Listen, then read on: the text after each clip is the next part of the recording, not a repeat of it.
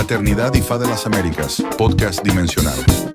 En nombre de la Fraternidad IFA de las Américas, en nuestro podcast dimensional, quien les habla, su amigo Heriberto Molina Oluo-Dica.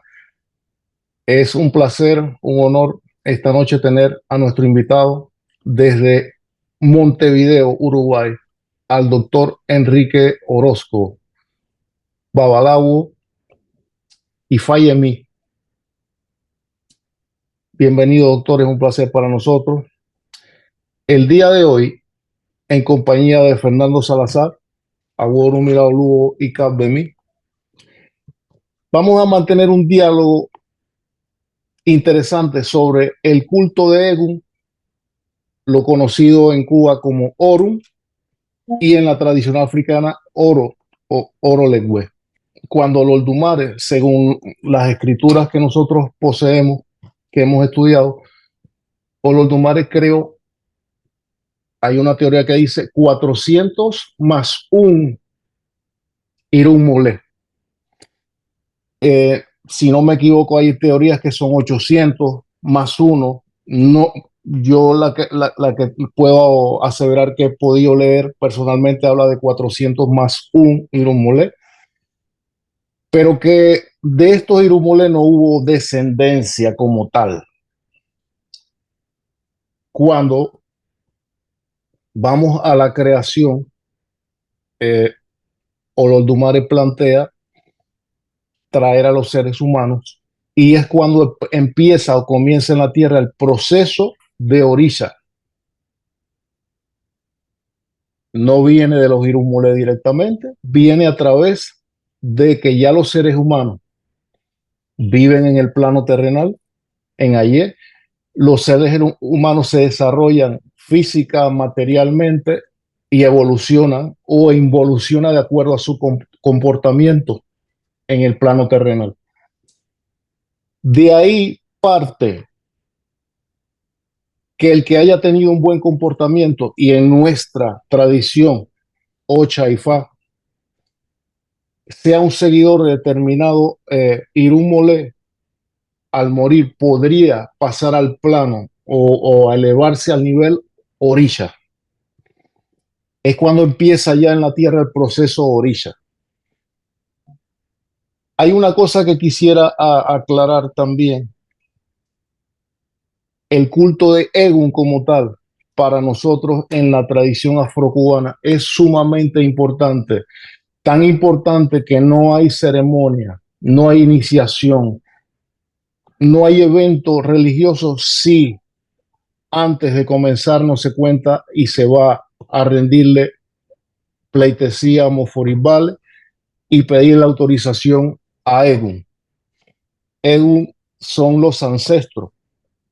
Entonces, cuando nosotros desde la tradición afrocubana hoy en día, que tenemos la posibilidad de haber podido escuchar a mayores como el Oluo Enrique y muchos más, y muchos que ya no están en este plano, que se han ido, que nos han orientado, nos han explicado que en tradicional en África, ellos cuando van a cultuar, por ejemplo, una iniciación de un Orisha X, vamos a hablar de Obatalá, ellos previamente no van a cultuar a Egun antes de iniciar la ceremonia, van directamente a lo que es la ceremonia del Orisha como tal.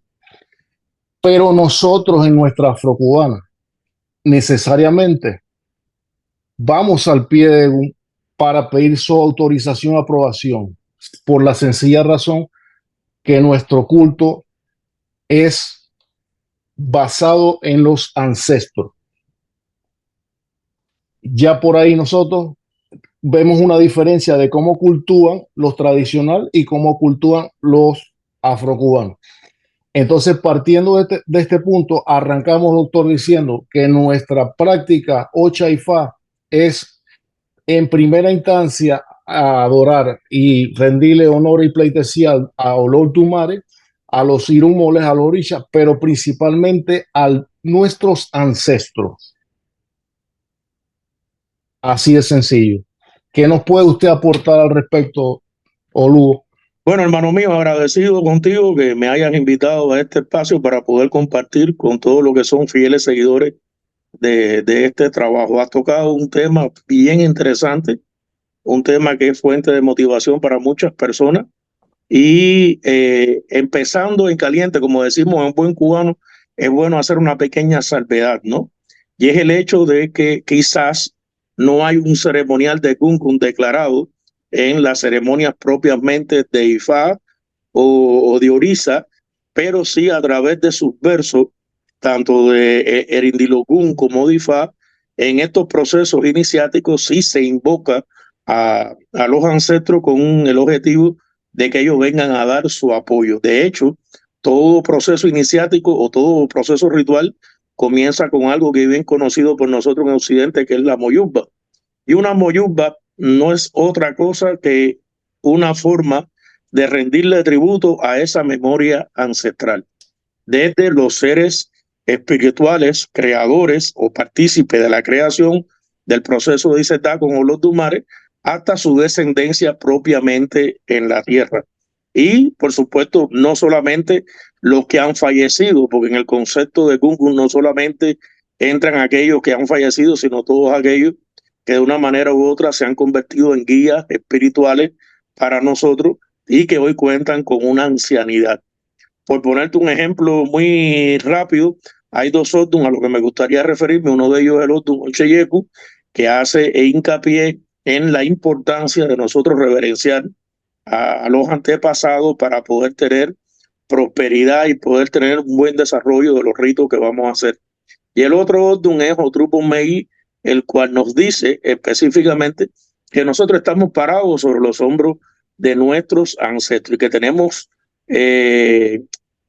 la obligación religiosa, moral, ética, de seguir y perfeccionar el legado de lo que ellos nos han dado. Es decir, es la tarea nuestra continuar eso en lo que fuimos instruidos, eso en lo que fuimos iniciados, eso en lo que fuimos preparados para hacer. Y en el caso del Odun Otrupo Mei hay un canto que lo entonan de diferentes maneras según el linaje, que dice de la siguiente manera: y sororun ebaguadoro yiseo y sororun. Con este canto, nosotros durante la procesión que vamos haciendo en el proceso de Itenifa, en mi casa, de manera muy particular, nosotros constantemente estamos pidiéndole con este canto a los ancestros que acudan a donde estamos nosotros para que este ritual pueda realizarse con éxito. Entonces, quizás no es una ceremonia declarada y fácilmente visible como la podemos ver en la ceremonia del sistema afrocubano, pero sí la presencia de los ancestros es extremadamente importante para la realización de cualquier proceso ritual. Podemos entender, doctor Enrique, que el refrán Ikulo Biocha tiene mucha correlación con lo que usted ha tocado. Claro, al inicio tú tocabas un tema que es muy importante. A ver, lo que creó los Dumares fueron los Eniyan. Es decir, según, por ejemplo, Solabardé Popola, en uno de sus textos bien interesantes que se llama Ikunle Abiyamo, un texto que recomiendo a todos, cuando hace referencia a este proceso de la creación de los primeros seres humanos, dice que la primera en ser creada fue una mujer conocida como Enini Binini, y que esta mujer en su relación con Ototúa, que es un semidios dentro de esa mitología, nacimos los primeros seres humanos que somos conocidos dentro del de Yoruba o la lengua Yoruba como los Homo Eniyan. ¿Ya? Entonces, a partir de todo este linaje consanguíneo y espiritual que se establece, es que llegamos nosotros a este mundo. Bien, entonces el concepto de Ikulo Biocha aquí tiene un papel primordial.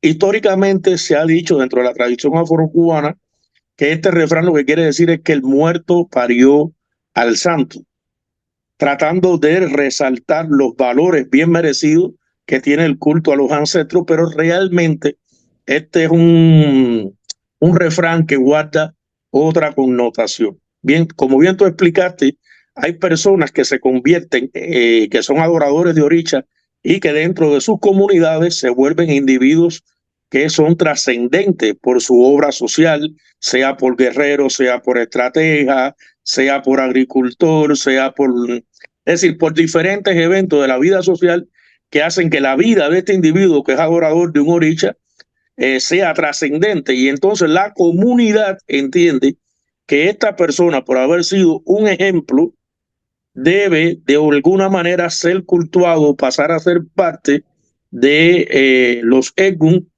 o los Elegún propiamente, de la divinidad que adoraba en vida o que adora la comunidad.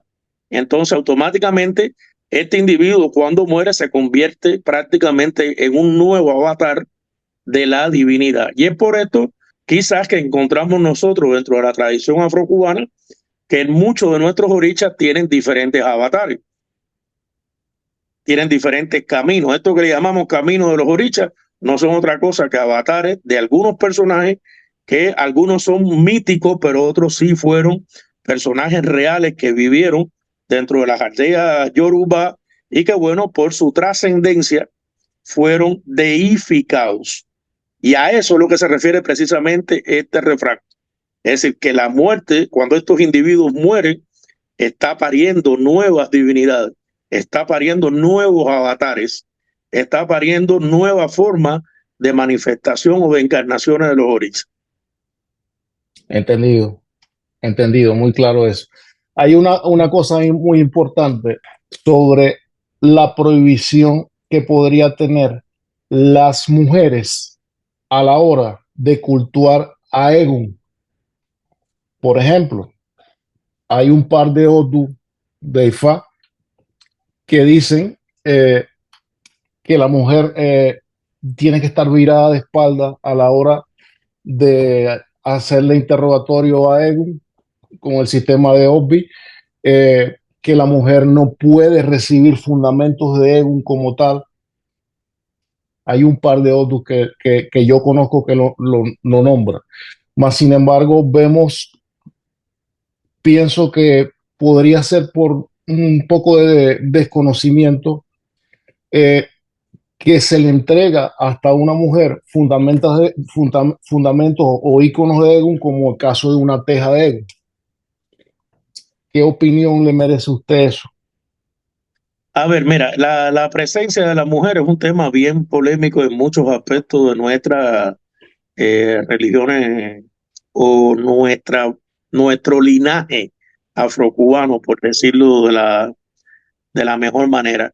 Y en el caso de Egun en particular, fíjate, en Nigeria sucede algo parecido, pero la mujer no está vetada completamente a participar de los rituales de Egungo de manera en específica. Es decir, inclusive las mujeres tienen títulos bien importantes dentro de la fraternidad de Gungun o dentro del culto de Gungun, como es el caso de Yanga y otros títulos que tiene la mujer. Para ella se convierte en un tabú el estar presente cuando se están vistiendo, por ejemplo, las mascaradas o cuando se están haciendo determinado tipo de sacrificio.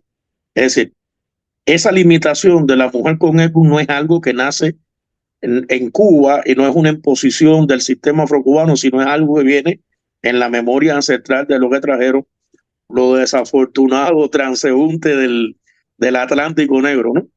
Y en el caso de la mujer en específico, muchas historias hablan de esto. A mí me gusta de manera particular una que está en Ojuan y Laguán, en el otro Ojuan y Laguán, que habla de que Olofin iba a asistir al bosque a una celebración del Festival de Oro que se estaba haciendo en el bosque. Y cuando la mujer se enteró de que Olofin iba a participar en este evento, se dice que Olofin se sentaba encima de un cofre sagrado con el cual era trasladado siempre por su séquito a estos lugares. La mujer abrió un huequito en el cofre y se coló dentro del cofre, que era donde Olofin guardaba todos los secretos propiamente de Egun y de Orolesbe. Al llegar, por supuesto, a lo profundo del bosque, los sacerdotes empezaron a invocar a Oro y Oro no aparecía, y todas las respuestas de Oro fueron en negación hasta que se reveló de que había la presencia de un intruso dentro del bosque. ¿Ya? Empezaron a buscar por todos lados, no encontraron por ningún lugar, hasta que ya el único lugar que quedaba por buscar era en el mismo cofre de Olofin. Pidieron permiso a Olofin. Cuando abrieron el cofre, se dice que de este cofre salió una luz casi cegadora y se veía la silueta de una mujer, y fue cuando se percataron de que era la esposa de Olofin que estaba dentro de este cofre. Pero bueno, como es sabido para todo el mundo, dentro de la tradición yoruba, no solamente para las mujeres, ninguna persona que no esté iniciado en el culto de oro, yo me imagino que más adelante hablemos un poquito más explícito de este culto, nadie que esté iniciado, que no esté iniciado en oro, puede participar, y la sentencia es pagar con la vida. Automáticamente, cuando Olofin escuchó que iban a sacrificar a su esposa, cuenta la historia, que él decidió inmolarse él mismo y irse a vivir con su esposa dentro del cofre para que no fuera asesinada, y desde entonces viven los dos juntos dentro de ese cofre. Pero la historia narra claramente de que la presencia de la mujer, amén de otras cosas y de otros aportes importantes que nos hace esa historia, no está hablando de que realmente para la mujer y para las personas que no están iniciados en el culto de oro o de Orun, como lo conocemos en Cuba, ninguna persona debería estar de frente a esa iconografía en el momento en que se están realizando los rituales. Inclusive los mismos babalaos que no están consagrados en Orun, en eso deben ser cuidadosos. Y por supuesto, antes, no sé ahora cómo se hará, para todo el mundo, para poderle dar coco a Ekun, como decimos nosotros, las personas se viraban de espalda, abrían un poco las piernas, llevaban los cocos al nivel de la cintura, en la espalda, y se dejaba caer hasta que se manifestara la letra del coco. Después que se manifestaba, la persona que estaba dando o que estaba propiciando era la que se viraba para hacer una lectura de esto y hacer una nueva tirada si fuera necesario, y las investigaciones correspondientes.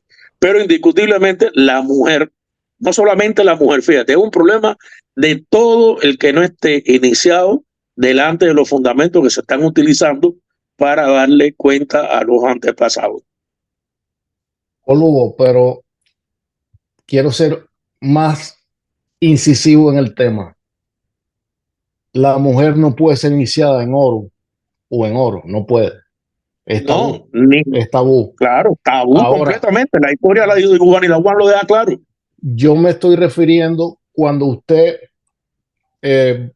o un oloriza va a una iniciación de Ocha y el maestro de ceremonia, el oriaté, va a darle Obi, el coco, para interrogar a Egun antes de la iniciación de la ceremonia.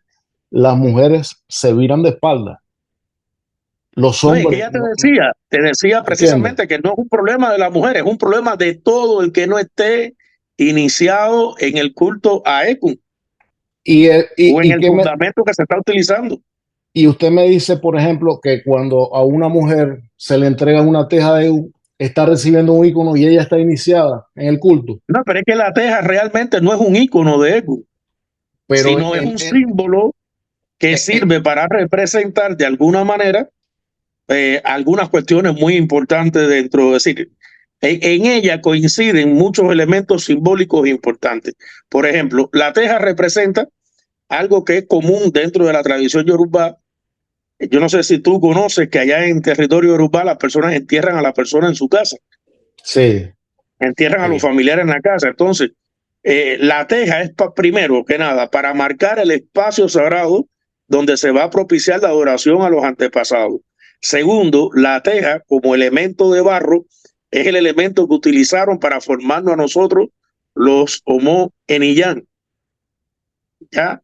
La teja, además de eso, es la representación del cuerpo de los ancestros, porque es en lo que nos convertimos nosotros una vez somos enterrados, nos fusionamos con la tierra.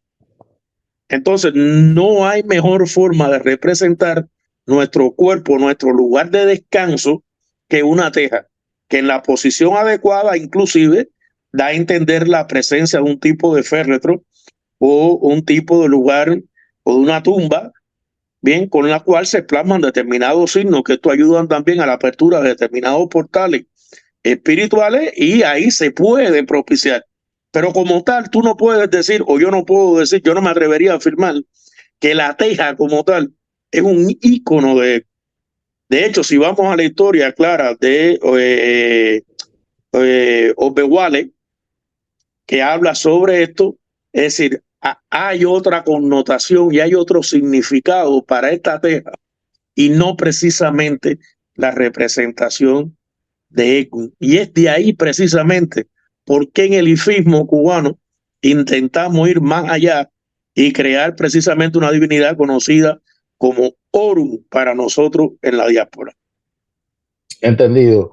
De igual manera, yo entiendo que la teja está hecha de barro, de arcilla, y representa la tierra. O sea, si yo vivo en un solar o yo vivo en un penthouse y no tengo tierra, yo tengo una teja perfecta, como usted lo ha explicado, para hacer mi ceremonial. Pero no quiere decir, como usted lo explicó, que sea un icono de que te voy a entregar teja de Egun como ceremonial, como ceremonia. Como si fuese un hinché, no existe. Pero sí, Oluo, pero eso es lo que la gente en su mayoría entiende. Entonces es bueno aclarar esto. Claro, es bueno aclarar esto. Claro. Ya te digo, para mí la teja sencillamente representa todo lo que te acabo de decir y de alguna manera es el objeto que va a marcar dónde está el lugar sagrado donde vamos a efectuar la adoración a los antepasados, que no es solamente la teja, es la teja acompañada de otros elementos. Las cosas que pintamos en el piso, el simbolismo del número 9, que es tan importante dentro del trabajo de Egun, las ofrendas y los tipos de ofrecimientos que hacemos, el uso de determinado tipo de bastones con determinadas características para la invocación de los antepasados, la presencia de las velas. Es decir, es un conjunto de cosas, no es solamente el elemento teja. La teja, por ser teja, no significa nada si está fuera del contexto en que la estamos usando. Bien, toma todo su valor simbólico cuando entra dentro del ritual y es impreso en ella los sagrados Odun que van a abrirnos, van a ayudarnos a abrir el portal espiritual adecuado para la comunicación con los ancestros. Excelente la explicación, pero vuelvo a insistir, no hace falta una teja para que una señora atienda a su ego, a su cuadro espiritual. Si no tiene teja, igual lo puede hacer de alguna manera. No es un icono necesario para poder hacer esto. Es que en términos afrocubanos, fíjate, en términos afrocubanos, para eso tiene la bóveda. Correcto, correctamente. Y para eso tiene otros recursos espirituales que son parte del andamiaje de nuestro sistema religioso. Porque quizás, fíjate, no tengo una teja de Egun, pero quizás perfectamente bien, bajo otras manifestaciones religiosas de las que se implican dentro de todos nuestros procesos rituales sincréticos, perfectamente bien otra cosa pudiera sustituir eso. Correcto, correcto. Oluo, quisiera que entremos en el siguiente tema. Hablemos sobre lo que se conoce en Cuba, Orun, originalmente Orolegüe.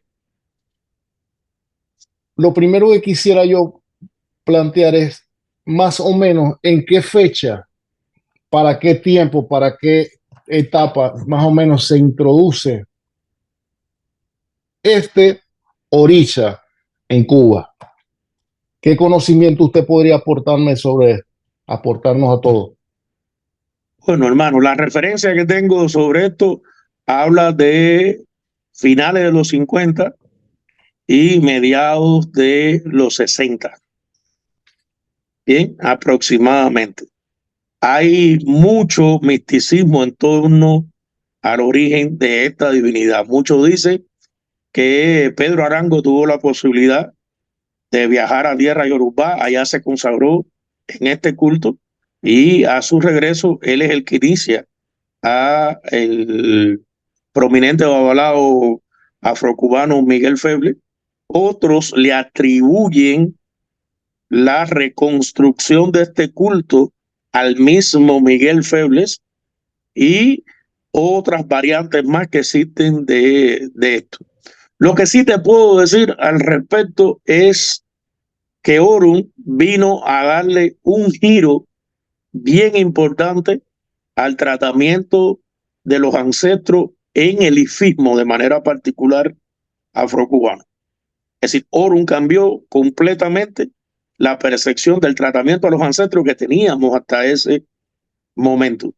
Y te voy a decir algo que muy pocas veces he dicho en público, pero lo voy a decir con toda responsabilidad.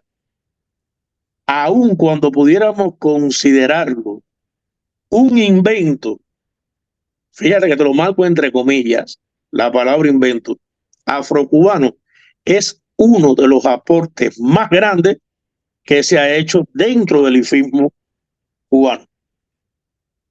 Es uno de los aportes más grandes, indiscutiblemente, y después podemos hablar al respecto con más profundidad si quieres. Pero ya te digo, hay dos historias fundamentalmente que dan origen a este culto. Muchos dicen que vino a través de Pedro Arango y otros dicen que fue una recreación y una reinvención y reconceptualización del concepto de adoración de Egún por parte de Miguel Febles Padrón. Ok, Oluo. Yo quisiera exponerle algo en mi experiencia personal, más o menos en el año 1998. Estuve en casa de un Oluo muy respetable en La Habana, Cuba, donde hice las primeras iniciaciones de Ifá que hice. Mis dos primeros ahijados lo hice con casa del señor Obeche, el padrino, Frank Cabrera. Tuve la oportunidad de que él me explicara el proceso de confección del icono de Orun, de la manera que él aprendió de manos de el señor Febles, Ordiga Timbele Solo Dumar. Y me explicó aparte los cambios que pasaron luego de la muerte de Miguel Febles en 1986. De ser una cosa muy sencilla, el que haya pasado por la ceremonia sabe más o menos la iconografía en qué consiste, lo que contiene, lo que la conforma. Luego que muere Miguel, empezaron a añadirle elementos. La cosa de ser un rompecabezas sencillito se transformó en una cosa gigantesca. Bien complejo. Bien complejo. Hasta hoy están apareciendo nuevas inserciones en este rompecabezas. Yo le hago la pregunta, para su entender, ¿usted piensa que estos aportes que le han hecho a la iconografía, inclusive al ceremonial, eso es positivo o eso ha descompuesto nuestra tradición? Eso depende de la mirada con que se mira el asunto. Si lo miras con una mirada ortodoxa y convencional, por supuesto, no van a estar de acuerdo muchas personas con estos cambios y estas evoluciones que ha sufrido el rito. Pero hay algo que es una realidad y no se puede negar. Estas son religiones de por y para la vida. Son religiones dinámicas y que constantemente se están actualizando al entorno donde están insertas. Por tanto, no son religiones en blanco y negro, no son religiones, a pesar de tener pilares esenciales que no deben moverse, que son rígidas. Es decir, de alguna manera son prácticas que van evolucionando.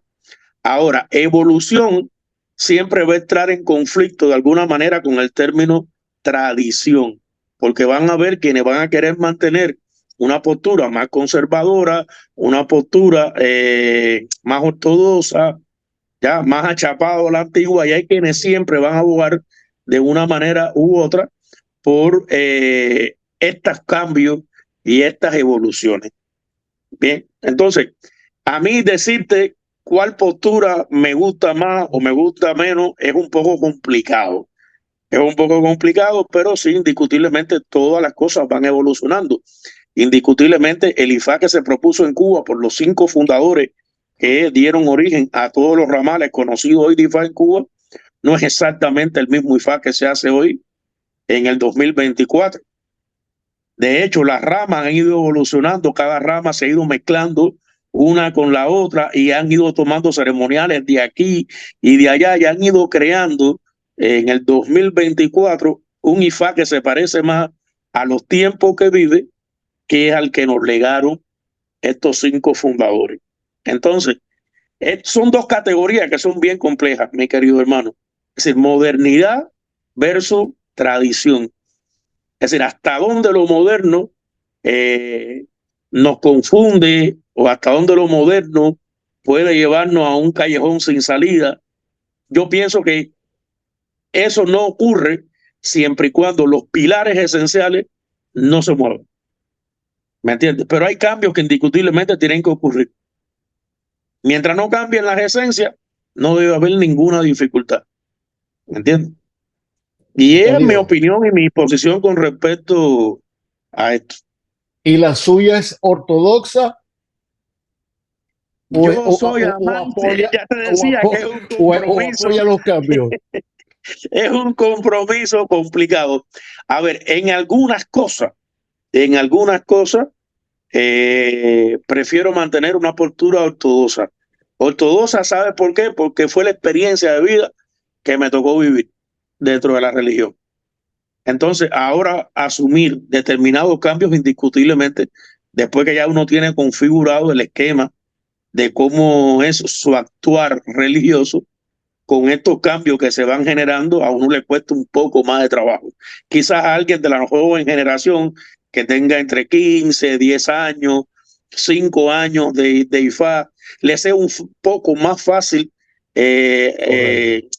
absorber estos cambios.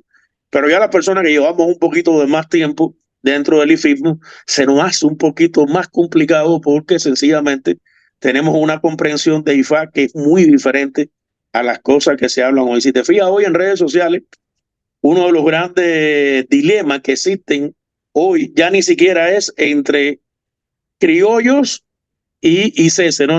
Ahora mismo existe un dilema muy importante entre la vieja escuela afrocubana y los impulsos y el ímpetu de las nuevas generaciones de IFA, que intentan conducir IFA por nuevos derroteros a partir de la comprensión renovada, reconceptualizada que tienen de IFA. Y esto hace precisamente que a veces existan conflictos generacionales bien importantes. Entonces, perfectamente bien ahí te puede topar alguien en un like que te diga, no, pero quieto, que eso en mi linaje no se hizo nunca. Y el joven, en su ímpetu, en su conocimiento, en su preparación, decirte, no se habrá hecho en tu linaje, pero los libros que hoy tenemos y por lo que nosotros nos guiamos, dictan o dictaminan que debe ser así, de esta manera. Y eso hace que se generen indiscutiblemente roces, conflictos importantes. Entendido. Entendido. Vamos a hablar ahora del siguiente punto. Vamos a hablar de Egungun, Orolegüe, Egun y Oro. Yo conozco una historia que narra que Egungun y Oro eran hermanos. Ellos antes de bajar de Orun a Aye, fueron por adivinación. Se les recomendó hacer sacrificio, hacer esbo a ambos antes de bajar a la tierra. Uno de los elementos del sacrificio era una sábana. Una sábana. El hermano mayor era Oro, el menor era Egun. ¿Qué pasó?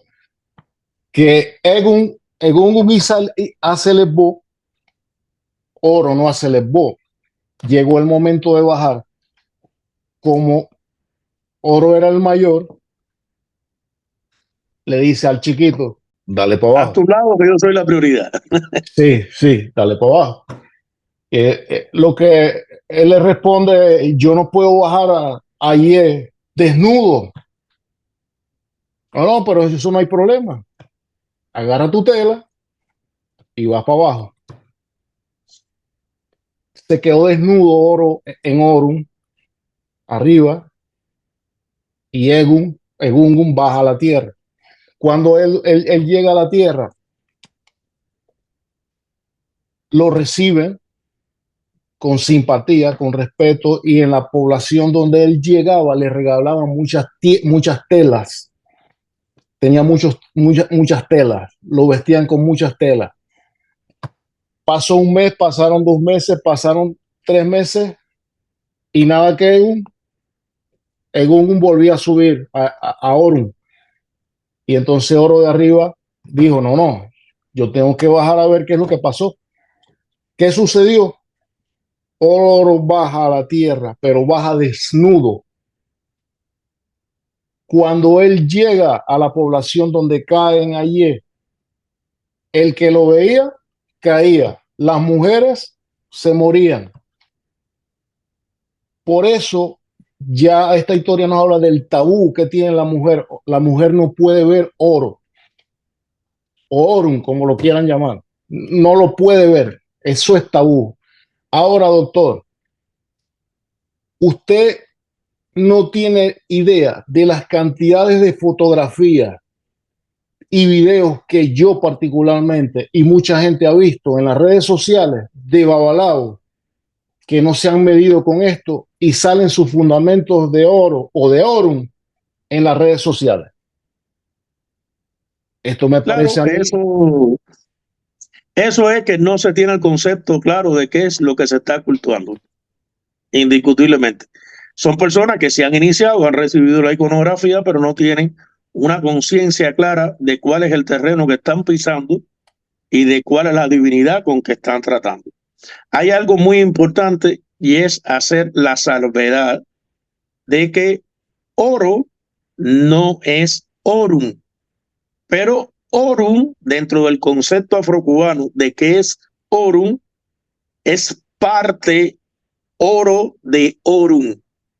Espero se haya entendido el trabalengua. Es decir, oro y orum no son lo mismo, pero oro es parte de los simbolismos que componen orum. Y en esto hay que hacer una salvedad bien importante para que la gente no pierda la perspectiva. El culto de Orolegüe es el culto de Orolegüe y Orum es Orum. En un inicio, este culto tenía una tendencia a parecerse más a oro que a lo que la versión que tenemos hoy actualmente de lo que es Orum. Ya, lo que pasa es que el tiempo y el desconocimiento, la hermeticidad en torno al conocimiento de lo que era la divinidad oro, fue transformando el orum que conocemos hoy como en una divinidad que representa la dimensión propiamente del mundo de los antepasados. Si nosotros buscamos en cualquier diccionario yoruba, vamos a encontrar que la palabra orum y en cualquier diccionario Lukumi hace referencia al cielo como esa dimensión donde moran los seres espirituales, donde moran los seres que son pura energía, dígase los orichas, dígase los antepasados, todo el compendio de espiritualidades que nosotros conocemos en nuestro sistema religioso. Pero sin embargo, cuando tú buscas dentro de los irumoli y dentro de los orichas, no existe ninguno que se llame orum como tal. Entonces, a partir de aquí se deriva un concepto bien importante que hay que entender, y es que yo en lo personal defino a Orum en el sistema afrocubano como esa divinidad que más que una divinidad es el concepto en el que se iban a agrupar la memoria de varios cultos ya vinculados en su mayoría con el tratamiento a los ancestros. Cultos que por su hermeticidad, cultos que por ser propiamente de cofradías, no fue heredado su conocimiento o no fue tan público ni tan conocido su legado y que se fue perdiendo poco a poco la forma de manejarlo. Y entonces yo veo como un gran aporte el hecho de Orun a partir de que Orun rescató la memoria de varios cultos vinculados al tratamiento de los antepasados, y sus símbolos y su iconografía pasaron a formar parte de todo este gran complejo que nosotros llamamos Orun. ¿Y a qué me refiero de manera específica? Por ejemplo, si investigamos un poquitico la figura de un individuo con cabeza de mono, una figura humanoide con cabeza de oro, es conocido como Agán, por ejemplo, dentro del culto de Gungun. Y es una figura que nosotros sabemos, para no dar muchos detalles, que es parte de la iconografía de Orun, quizás con otro nombre, quizás con otra connotación, pero la iconografía de esa figura humanoide con cabeza de simio está, que quizás puede estar representando nuestra forma o nuestras primeras formas antropomórficas como seres sapientes dentro de la creación. Es decir, esto tiene mucho simbolismo. Por otro lado, por ejemplo, tenemos a los famosos pachanes. Muchos decían que eran de Racabarriga, otros decían que eran de Tamarindo, y la mayoría coincidía de que estos pachanes en su mayoría eran de Mar Pacífico. La EUE, que determinaron nuestros antepasados que iba a ser el sustituto de lo que se conoce como EUE Atorí. De hecho, el nombre con el que se conoce el Mar Pacífico dentro de nuestro sistema religioso es EUE Atorí, aunque no sea el EUE Atorí auténtico que se utiliza en Nigeria. Como eso pasó con muchas plantas, es decir, no es un fenómeno nuevo. Y ahí están los pachanes, que no es otra cosa que la misma representación de los Izanes Egungun. Inclusive, los números de estos coinciden en ambas culturas y se mueven ahí siempre en el mismo rango de números simbólicos que deben de representar estos pachanes, que tienen una función vitalicia para la invocación a los antepasados. Tenemos la famosa tinaja con todos los misterios que entrañan, que desgraciadamente no podemos explicitar, pero que sí guardan muchísima relación con otros cultos, bien, que también están vinculados a la adoración de los antepasados en Nigeria. Entonces, para mí, yo lo que creo que debe haber sucedido es que muchos de estos cultos, como el Gungun, Oro, la representación misma de Angán y otras muchas cosas más que están dentro de estos fundamentos, son la memoria de esos cultos, todos unificados de una manera u otra en una única iconografía y en una divinidad recreada nuevamente en nuestra diáspora, que se le dio el nombre específicamente de Orun. Eso para mí es lo que es Orun. Cuando tú te pones a observar toda esa iconografía, cada una por separada viene de un sistema de cultos diferentes, y que todas se unieron de una manera u otra para concentrarse en el tratamiento a los antepasados, en eso que llamamos Orun. Entendido. Oluo, tenemos Iku, tenemos Egun y tenemos Oro. Ajá. Iku, podemos llamarlo como a ver, la deidad que se encarga de llevarnos de este plano. Tenemos a Egun, que son los ancestros. Exacto. Y tenemos a Oro, que podríamos verlo como el ser primario, representación del ser primario en la tierra. ¿Se podría decir de esa manera?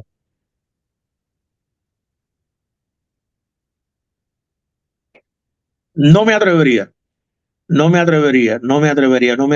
Mira, tú has tocado tres conceptos o tres nombres que son muy complicados en nuestra tradición, que producto al proceso del sincretismo tenemos quizás una idea no muy clara de qué cosas representan. Mira, de hecho, la muerte a todo el mundo le tiene miedo porque piensa que ella nos mata. Pero la muerte no es la que nos mata a nosotros. Nos matan los accidentes, nos mata la enfermedad, nos matan nuestras malas decisiones,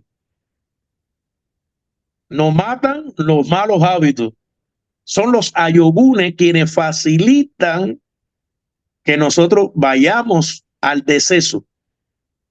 Pero la muerte no mata a nadie. La muerte lo que llega es a recogernos ya cuando nos toca y ya. Es decir, previamente a eso ha sucedido algo que es lo que ha generado que la muerte abra el portal y venga a buscarnos y llevarnos. La muerte sencillamente es un periodo de tránsito entre la vida, lo que nosotros conocemos como esta dimensión de Orun a Ye, ¿ya? Y Cole Orun. Es decir, ella es, como decirlo de alguna manera, la portera que está en este lindero y es la que se encarga de hacernos el traslado de un plano espiritual al otro. Pero ponte a pensar verdaderamente, Heriberto, la muerte no mata a nadie. Quien nos mata a nosotros son las malas decisiones, los malos hábitos, la mala alimentación, el mal estilo de vida, el mal todo que está antes, que son verdaderamente aquellos ayobunes que nos afectan. De hecho, cuando vamos a todas las historias y los pataquíes, IQ siempre se ha dicho que de alguna manera es el esposo o la esposa de Arun. Es decir, que IQ siempre acompaña a Arun, pero lo que no se puede confundir es Arun con IQ, ni IQ con Arun. Son cosas muy diferentes. Es decir, la muerte realmente no mata a nadie. Ella sencillamente es el portero entre una dimensión y otra. Y es un proceso, además, porque el de morir estamos haciéndolo desde el mismo momento en que nacemos. Bien. Lugo, pero disculpe que le haga un inciso. Yo quisiera que usted me explicara algo, porque nosotros a nivel de sacerdocio, en una adivinación, pues una persona puede venir de forma iré o ayego o sobbo, y está claro que Orun y la Ifá brindan las recomendaciones y brindan los esboces, pero en muy pocos casos se hace algún tipo de esbo o sacrificio directamente a IQ. Más sin embargo, los ortodoxos, que ya los nombramos ya, sí tienen como práctica, no los de la nueva era o el IFA New Age, de hacer ceremonias directamente a IQ. Ahora bien, claro que sí. Si IQ simplemente, como usted lo ha explicado, y que es así, es el tránsito, es cuando ya nos desprendimos y nos lleva a otra dimensión. ¿Por qué hay que hacerle ese bo o ese sacrificio a IQ? Si hacemos el esbo a los gallegos, que son Aro, IQ, Ofo. Es que la forma en que vamos a morir, inclusive, dicen los Yorubá, que es algo que elegimos en el cielo. Así que imagínate desde cuándo nosotros comenzamos a morir. Comenzamos a morir desde que hicimos la elección de cómo vamos a morir. Después pasamos todo un tránsito de 9 meses y cuando pasamos por el puente de Unibodeo Oloru, que es la vagina, ¿ya? Y el útero de nuestra madre, y llegamos a este mundo y recibimos ese bautizo de sangre, que es el primero que recibimos cuando rompemos todo eso para llegar a este mundo, mi hermano. Desde que llegamos a este mundo ya estamos en disposición de morir en cualquier momento. Entonces, IQ no es un proceso tampoco de una última etapa de la vida. Bien, IQ es un proceso que estamos enfrentando constantemente. Ya, si hay alguien que siempre nos está acechando, es IQ. Y lo primero en lo que nos instruye IFA a nosotros como Babalawo es en eso. Todo lo que hacemos es en función de prolongar nuestra estancia sobre este plano. Todo lo que nosotros hacemos, iniciaciones, obras, esboces, a la larga o a la corta, es para quitarnos los ayogunas del medio y prolongar nosotros de una manera u otra nuestra estancia en la tierra con las mejores condiciones posibles, con la mejor calidad de vida posible. De eso se trata la esencia de nuestra religión. No hay otra cosa. ¿Ya? Y prepararnos, por supuesto, que esa es una educación que nosotros no recibimos porque los miedos y los mitos en torno a IQ no han hecho que los mayores sencillamente preparen y eduquen a la nueva generación de religiosos en la importancia de prepararse para los rituales fúnebres.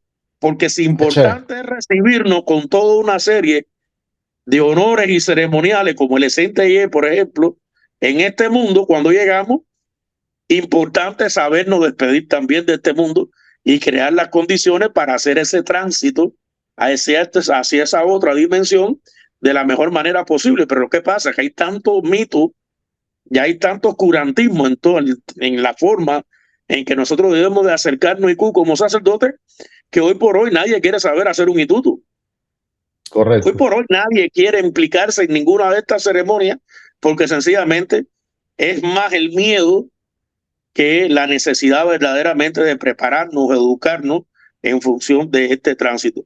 Por tanto, IQ hay que verlo como un proceso intrínsecamente ligado a la vida. Estamos muriendo desde el mismo momento en que nacemos. No hay un día que sepamos claramente cuándo nos vamos. ¿Usted es consciente de cuándo se va? No, yo soy consciente de cuándo nos vamos. Hay muchos mitos. El babalao sabe 16 días antes cuándo se va a morir. El babalao es capaz de predecir su muerte. No, estamos muriendo el mismo día en que nacemos, hermano. Y nuestras obras y trabajos, porque el babalao del sistema afrocubano diario se mira para ver cómo le va a ir el día. No, es precisamente para saber si la muerte está ahí esperándolo y hacer todo lo necesario para prolongar aún más su tiempo en la tierra, porque nadie la puede evitar. Lo más que podemos hacer es apaciguarla, hacerla que se sienta bien como entidad espiritual y que nos lleve verdaderamente cuando nos toque y cuando esté predeterminado. Como dice Ofumei y como dicen muchísimos otros, donde se establecen estos pactos entre Orúmila y esta divinidad. Bien, pero Orúmila desde el minuto cero a nosotros como sacerdotes lo primero que nos instruye es en que logremos Ariku Babawa, ver nosotros la muerte de nuestros padres, no porque se la deseemos, sino que por ciclo natural ellos partan primero y nosotros después. ¿Cómo se interpreta esto simbólicamente? Como longevidad, que seamos suficientemente longevos como para ver la partida de la muerte o la muerte de nuestros padres. Entonces, hemos tenido un concepto muy equívoco de qué cosa es IQ. También en esto ha tenido un peso importante las ideas sincréticas de otros sistemas religiosos, como las religiones cristianas, donde la muerte es prácticamente el cuco, ¿no?, de los seres humanos, y que está ahí todo el tiempo para querernos dañar, para querernos devorar, para acabar con nosotros. No. La muerte no es tan mala nada cuando la miramos en esencia. Malas son las decisiones y malos son los ayogunes que nosotros mismos propiciamos con nuestras malas decisiones y nuestros malos hábitos.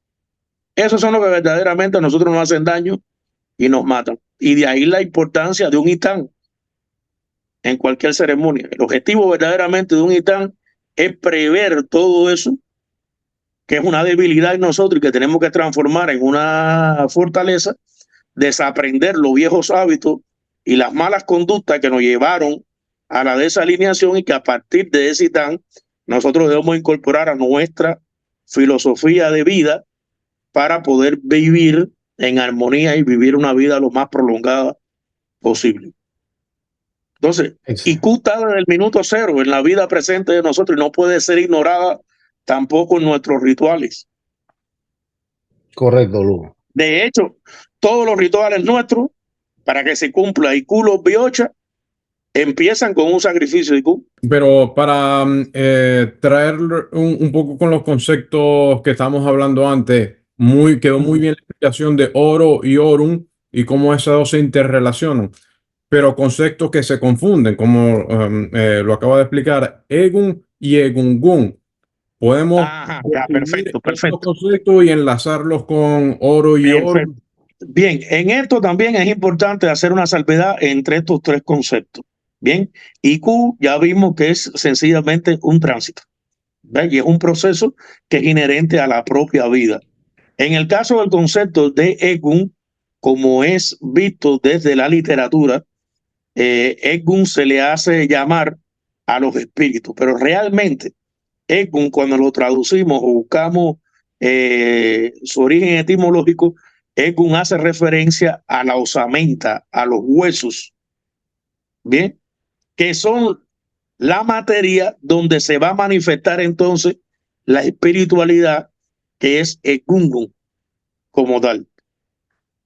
Bien, algunos dicen inclusive que Egun, de la forma en que lo hemos manejado nosotros, porque se escribe con 2 E en el sistema afrocubano, sencillamente es una abreviación misma del término Egungun.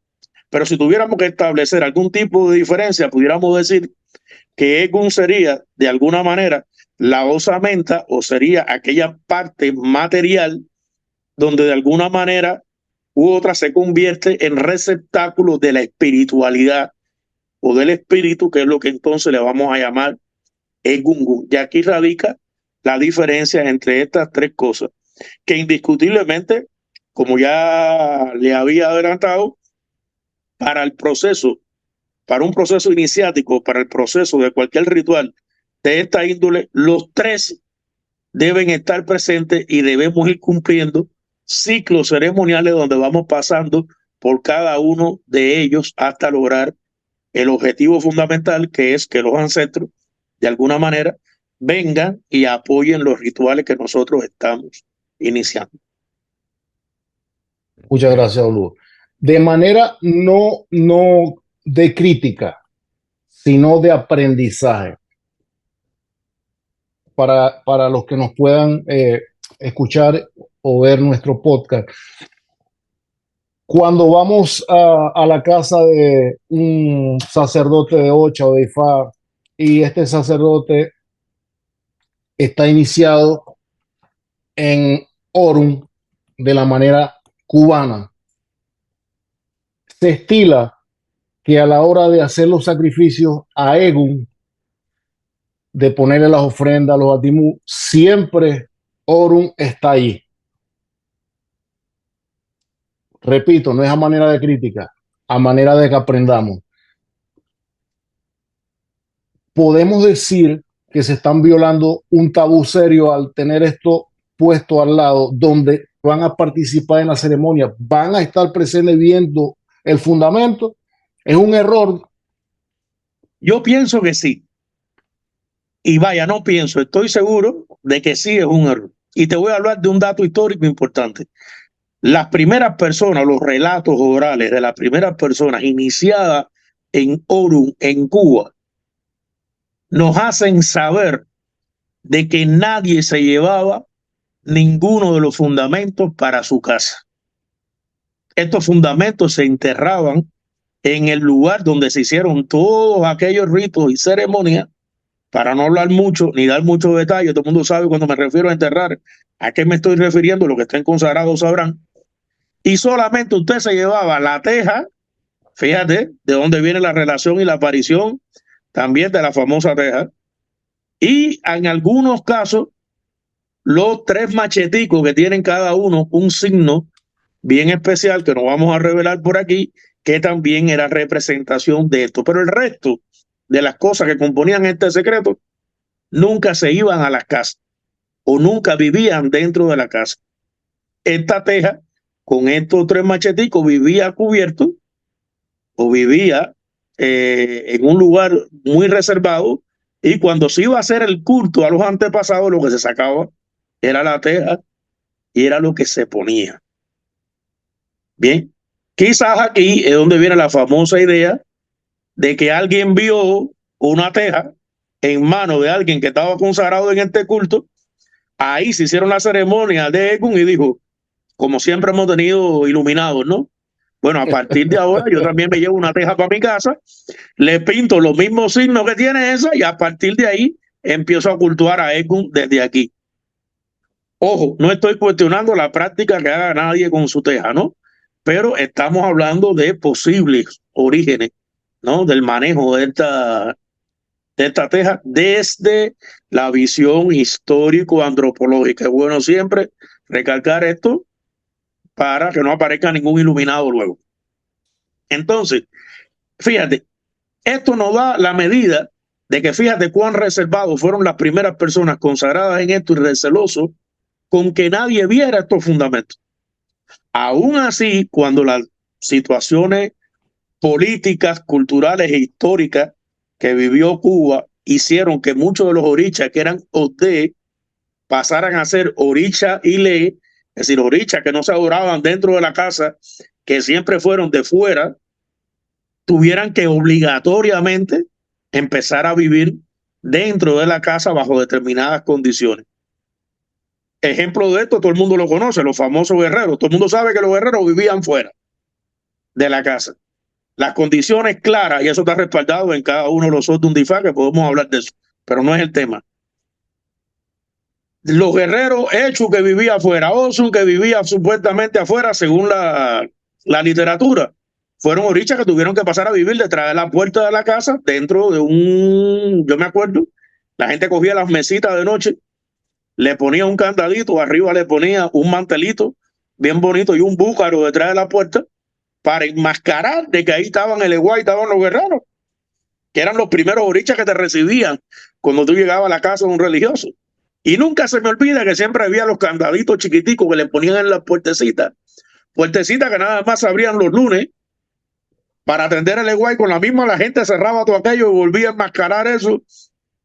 Imagínate si eso se hacía con los guerreros, cómo era entonces el tratamiento con una divinidad como Orun, que era mucho más complejo todavía. No solamente por las condiciones sociales, sino por el peso espiritual y religioso que tiene una divinidad de este tipo, a la cual siempre, ya una vez se convirtió en un oricha de la casa, siempre se trató de buscar el lugar más apartado, el lugar de menos afluencia de personas, para reservarle su espacio sagrado. Entonces, ¿cómo es posible que si usted pasó tanto trabajo para atravesar y llegar a ser consagrado en esta divinidad, un pacto que es tan complejo de hacer, usted ponga estos secretos con esa facilidad en un proceso ceremonial, donde no todos los elementos ya sabemos que juegan una única función? No, yo voy a tomar quizás de todo el complejo de Orun lo que me sirva para representar en ese momento según el nivel de iniciación que tenga cada cual. Si son babalaos que todos están iniciados en Orun, no hay ningún problema. Todos pueden estar presentes. Pero un iniciado, que sea una persona neófita que se está iniciando, que no tiene ningún tipo de vínculo ni contacto con eso, nada más pónganse a pensar lo que tienen Orun en el ceremonial que tuvieron que vivir para poder ver ese secreto. ¿Cómo es posible que ahora tan fácil en un ceremonial lo dejemos grabar, lo dejemos ver por otras personas, sin, con un total desenfado, que ahí está, ya, eso es Orun y ya? En eso sí soy ortodoxo, mi querido hermano. En esa postura sí soy ortodoxo. ¿Entiendes? ¿Por qué señal? Eso nos está dando la medida en que estamos consagrando personas, pero no estamos instruyendo a las personas en el verdadero valor que tienen esas divinidades y en los verdaderos tabúes que hay en torno a estas divinidades. Y en eso sí me gustaría mantener una postura bien ortodoxa, hermano. Podemos decir, Olúo, lo siguiente. Si no lo sabías porque no tenías la educación y estás escuchando este podcast, no nos creas a nosotros, simplemente que te abra la visión mística y mental y busca investigar para que te des cuenta que te estamos diciendo la verdad. Aparte, vamos a construir, a rescatar nuestra tradición de Ocha y Oricha, que está tan, pero tan desprestigiada por las redes sociales y la falta de seriedad de nuestros hermanos, que le hacemos de corazón un llamado a ser un poco más ético y a tratar de resguardar más con la vida, como nos decían siempre los ortodoxos o nuestros mayores, con la vida. Sí, hermano, indiscutiblemente hay cosas que deben de ser preservadas y que no hay necesidad por mostrar opulencia y por el ego, dejarte seducir por el ego, tenerla una que mostrar, ya mostrarla a otras personas es quebrantar un tabú. Imagínate tú también grabarlas y subirla a una red social. Correcto. Más complejo todavía. Más complejo todavía. Eso no te va a hacer ni más sacerdote, ni más poderoso, ni más grande, ni más reconocido. ¿Me entiendes? Al contrario, estamos nosotros mismos deteriorando una práctica y deteriorando una tradición que no hay culpables ajenos de fuera, somos nosotros mismos con esa conducta quienes estamos deteriorando y quienes estamos causando problemas dentro de la tradición afrocubana. A ver, ¿cómo se ponen de manifiesto dentro de nuestro ritual el tratamiento a estos conceptos que hemos manejado de IQ, de Egun, de Orun, bien, o de Gun, como quieran llamar? ¿Cómo se concatena esto dentro de un ritual? Bueno, dentro del culto a Egun hay dos tendencias. Hay quienes sacrifican primero, propiciando la muerte del animal, y el animal se convierte en el mensajero y el pretexto para que Q abra el portal a la dimensión de los ancestros. Y luego entonces se hace oro a los ancestros, precisamente porque como ya está abierto el portal, ellos deben ser invocados para ser propiciados y pedirle que sean los que nos acompañen en todo el proceso ritual. Hay otros hermanos que tienen otra forma de cultuar. ¿Qué hacen? Invocan primero, invocan, y luego de las invocaciones es que sacrifican. Yo de manera particular, en la forma en que lo aprendí, fue de la primera variante. Mi padrino siempre nos dijo a nosotros, cosa que después con los estudios yo he podido comprobar aún más, y con todo lo que hemos hablado se fundamenta de alguna manera, es que en Cuba, precisamente al no tener nosotros una divinidad para adorar a Egun de manera en específico, que sea asequible a todo el mundo, el sacrificio ese que nosotros provocamos o propiciamos en la tierra, por ejemplo, de una paloma o de un gallo o de cualquier otro animal, no es con otro objetivo que no sea de que ese animal se inmole en función de que Q, cuando venga a buscarlo para llevarse a esa espiritualidad que vive en ese animal, propicie la apertura de la dimensión espiritual. Y es ahí entonces el porqué quizás de que todos los primeros cantos que nosotros hacemos durante el sacrificio, ninguno menciona la palabra Eku. Todos mencionan la palabra Iku como acto que está ocurriendo propiciatorio. Por ejemplo, Ikuyere, Egun agua, Ikuyere. Es decir, la muerte está comiendo, ancestros, por favor, o muertos o espíritus, desciendan y aprovechen este momento. Acucó manquillo, eye Iku dar, acucó manquillo. Exactamente la misma connotación. Si es con la paloma, igual de la misma manera, es decir, que el animal, según lo que está diciendo el canto, cuando estamos sacrificando, se está convirtiendo en un mensajero para que la muerte, mientras se deleita supuestamente con ese sacrificio, nosotros entonces podamos propiciarle a los ancestros lo que necesitamos. Una vez terminamos la comunicación necesaria, entonces hacemos determinadas cosas con los cocos que no podemos explicar, que por eso se viran a determinada posición, y entonces hacemos determinados cantos también, como, bueno, Bobo Wani. Todo el mundo sabe lo que estamos tratando de decir, donde se mencionan todos los ingredientes del sacrificio, y entonces sucede algo bien interesante en la forma en que nosotros debemos retirarnos del lugar donde le propiciamos a los ancestros, que esto también es una costumbre perdida. Hoy por hoy terminamos el oro, terminamos todo lo que tenemos que hacer y todo el mundo se despiega como le da la gana, y eso antes tenía otra forma de hacerse. Es decir, las personas se retiraban de determinada forma o determinada postura, alejándose del lugar de invocación, y ahí se iba echando agua con determinado canto para propiciar determinado estado benéfico, ¿no? Pero esto es algo que hemos perdido. Pero a la concreta, es ahí la vinculación entre Eku y Q. Y exhorto, por supuesto, a todas las personas que hacen este tipo de rituales a tener muy claro cuáles son los cantos propiamente de IQ, porque no son los mismos cantos de IQ de una ceremonia de Egun a los cantos de IQ que vamos a utilizar, por ejemplo, en una ceremonia para despedir un difunto. Son cantos que, a pesar de que mencionan la palabra IQ, tienen connotaciones muy diferentes según el contexto en que se aplique. Igual que no son los mismos cantos de Egun de un ceremonial de apertura de cualquier iniciación que los cantos de Egún que vamos a utilizar, aunque digan la palabra Egún, en una ceremonia mortuoria. Entonces, en esto hay que hacer una salvedad muy importante. ¿Cuáles son los cantos que son propiamente de Iku y cuáles son los cantos que son propiamente de Egún según el contexto? Eso es muy importante porque es tarea para la casa. Para los muchos o los pocos que nos puedan observar o escuchar, tienen tarea para la casa. Tienen tarea para la casa. Oluo, le agradecemos infinitamente la disertación. Espero que se repita. Gracias. ¿Algunas palabras, Oluo, de despedida?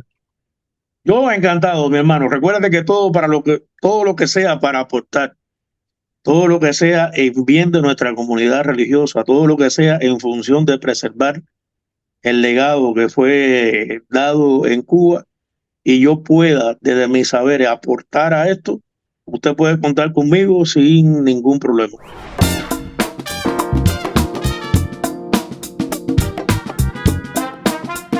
Fraternidad y Fa de las Américas, podcast dimensional.